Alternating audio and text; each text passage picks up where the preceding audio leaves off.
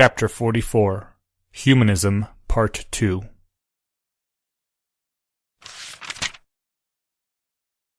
"Fawkes!" said Albus Dumbledore, his voice cracking.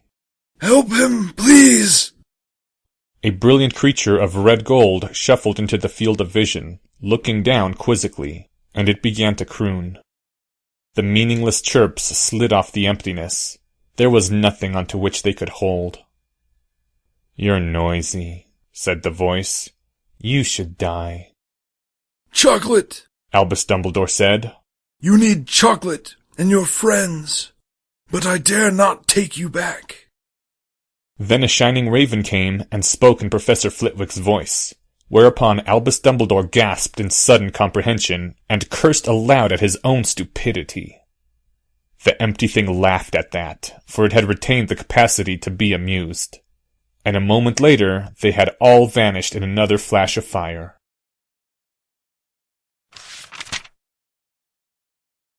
It was only a moment, it seemed, between when Flitwick's raven had flown to elsewhere and when Albus Dumbledore reappeared in another crack of red and golden fire with Harry in his arms. But somehow, in that time, Hermione had already managed to fill her hands with chocolate.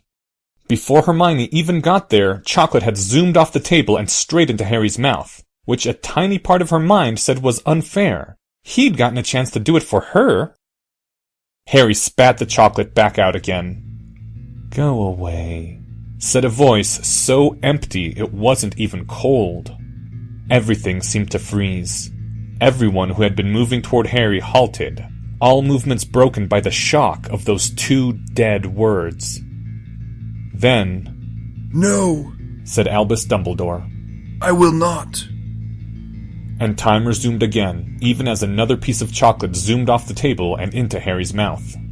Hermione was close enough now that she could see Harry's expression become more hateful as his mouth chewed with a mechanical, unnatural rhythm. The headmaster's voice was grim as iron. "Filius, call Minerva.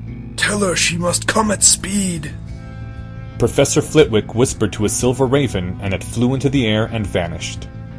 Another piece of chocolate floated into Harry's mouth, and the mechanical chewing continued. There were more students gathering around where the headmaster watched over Harry with grim eyes. Neville, Seamus, Dean, Lavender, Ernie, Terry, Anthony, none of them daring to approach any closer than Hermione had. "What can we do?" said Dean in a trembling voice. "Back off and give him more space," said the dry voice of Professor Quirrell. "No," interrupted the headmaster. "let him be surrounded by his friends." Harry swallowed his chocolate and said in that empty voice, "They're stupid. They should die," as another piece of chocolate entered his mouth. Hermione saw the looks of shock that crossed their faces. "He doesn't mean it, does he?" Seamus said it like he was begging. "You don't understand," Hermione said, her voice breaking. "That's not Harry." And she shut up before she said anything more, but she had to say that much. She saw from the look on his face that Neville understood, and she also saw that the others didn't. If Harry had really never thought anything like that, then being exposed to a Dementor for less than a minute wouldn't have made him say it. That's what they were probably thinking. Less than a minute of Dementor exposure couldn't create a whole new evil person inside you out of nothing. But if that person was already there... Does the headmaster know? Hermione looked up at the headmaster and found that Albus Dumbledore was gazing at her and that his blue eyes had grown suddenly piercing. Words came into her mind. "Do not speak of it," said the will of Dumbledore to her. "You know," thought Hermione. "about his dark side." "I know, but this is beyond even that. Fawkes' song cannot reach him where he is lost." "What can we—" "I have a plan. Patience." Something about the tenor of that thought made Hermione nervous. "What sort of plan?" "It is better that you not know," sent the headmaster. Now Hermione was getting really nervous. She didn't know how much the headmaster knew about Harry's dark side. "A fair point," sent the headmaster. "I am about to tell you Steel yourself so as not to react. Are you ready? Good. I am going to pretend to cast the killing curse on Professor McGonagall. Do not react, Hermione. That took work. The headmaster really was crazy. That wouldn't bring Harry out of his dark side. Harry would go completely berserk. He'd kill the headmaster. But that is not true darkness, sent Albus Dumbledore. That is protectiveness. That is love. Fawkes will be able to reach him then. And when Harry sees that Minerva is still alive after all, it will return to him fully. The thought came to Hermione. I doubt that will work, sent the headmaster. And you may not like the way he reacts if you try. But you may try if you wish. She hadn't really meant that seriously. It was too...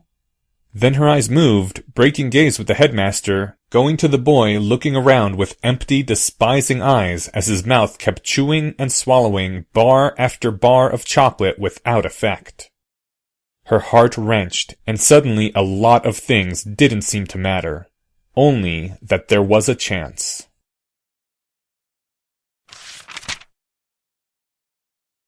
There was a compulsion to chew and swallow chocolate. The response to compulsion was killing. People had gathered around and stared. That was annoying. The response to annoyance was killing. Other people were chattering in the background. That was insolent. The response to insolence was to inflict pain, but since none of them were useful, killing them would be simpler. Killing all of those people would be difficult, but many of them didn't trust Quirrell, who was strong. Finding exactly the right trigger could cause them all to kill each other. Then a person leaned over into his field of vision and did something completely strange, something that belonged to a foreign mode of thought, for which there was only a single response stored anywhere.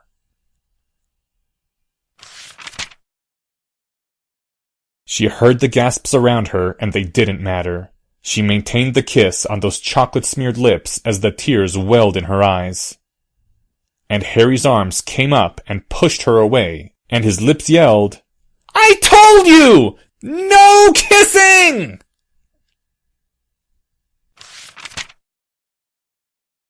I think he'll be all right now, the headmaster said, looking at where Harry was crying in great wretched sobs as Fawkes crooned over him. Excellently done, Miss Granger. Do you know, not even I would have expected that to actually work. The Phoenix the song wasn't meant for her, Hermione knew, but she could still be soothed by it, which she needed, because her life was officially over.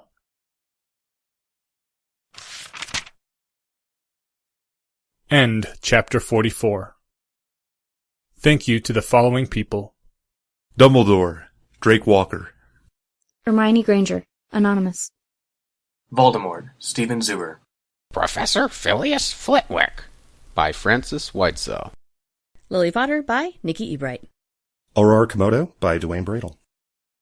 The original text for this chapter can be found at fanfiction.net, or by Googling Harry Potter and the Methods of Rationality, and there is also a link included in this file's description. To participate in this project, simply send in a reading of any minor character's lines at least 3 days before an episode airs. Recordings, questions, and comments can be sent to hpmorpodcast@gmail.com. If you enjoy this podcast, please help spread the word at your social forum of choice. If you're interested in learning more about the art of rationality, please visit lesswrong.com, an online community of aspiring rationalists founded by Eliezer Yudkowsky. Today's music was from Wings for Marie and 10,000 Days, both by Tool. Thank you for listening, and come back next week for the continuation of humanism.